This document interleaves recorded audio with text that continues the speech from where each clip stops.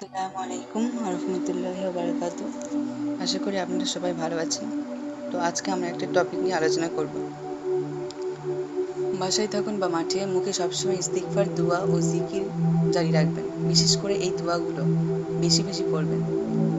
বিপদে পতিত ব্যক্তির দোয়া, লা ইলাহা ইল্লা আনতা সুবহানাকা ইন্নী কুনতু মিনাজ জালিমিন।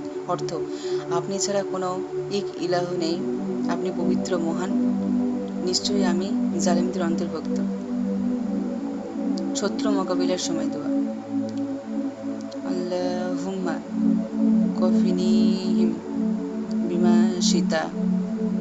অর্থ, হে আল্লাহ, আপনি যা ইচ্ছা তা দ্বারাই এদের মোকাবিলায় আমার জন্য যথেষ্ট হন। আল্লাহর উপর ভরসা রাখার দোয়া, উচ্চারণ, হাসবুনাল্লাহু ওয়া নি'মাল ওয়াকিল। অর্থ, আল্লাহই আমাদের জন্য যথেষ্ট, আর তিনি কতই না উত্তম কর্মবিধায়ক।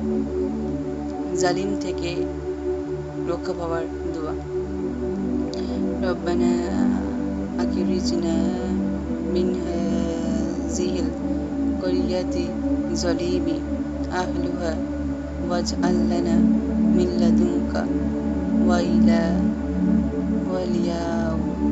ওয়াজআল লানা মিন লাদুনকা নাসীরা।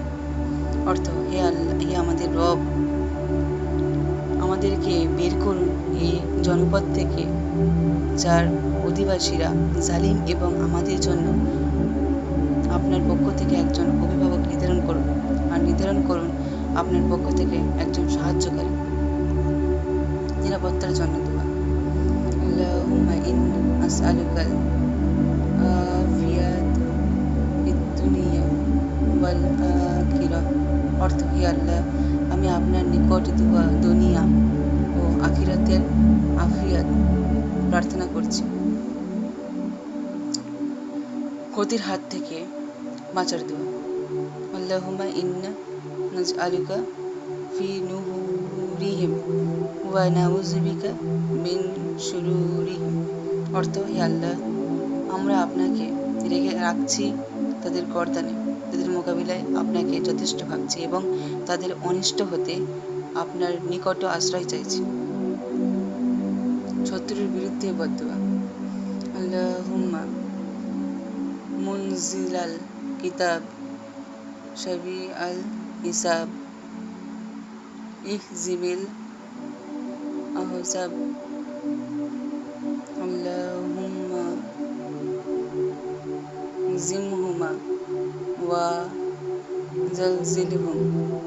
অর্থ, হে কিতাব অবতীর্ণকারী ও দ্রুত হিসাব গ্রহণকারী আল্লাহ, আপনি সম্মিলিত বাহিনীকে পরাজিত করুন। হে আল্লাহ, আপনি তাদের পরাজিত ও প্রকম্পিত করুন। একই সাথে বাসায় অবস্থানকারীরা নফল সিয়াম রাখবেন।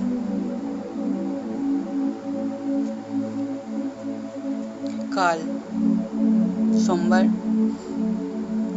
ইফতারের আগ মুহূর্তে করা দোয়া কখনো বিফলে যায় না। বাইরে যারা যাবেন 2 রাকাত নফল সালাত আদায় করে বের হবেন। ওয়াসিয়া নামা প্রস্তুত রেখে যাবেন।